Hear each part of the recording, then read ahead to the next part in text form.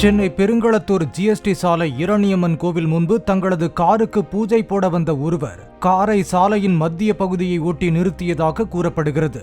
அதனை நகர்த்தச் சொன்ன போக்குவரத்து காவலரிடம், நான் யார் தெரியுமா, கோர்ட் பிரசிடென்ட், எனது பவர் என்ன தெரியுமா என காரின் உரிமையாளர் வாக்குவாதம் செய்தார்.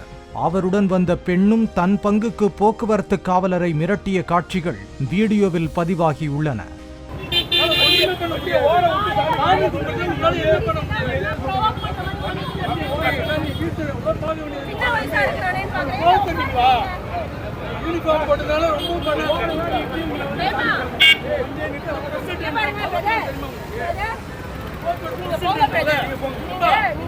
போலீஸ் இல்ல, பவர் நான் தெரியுமா?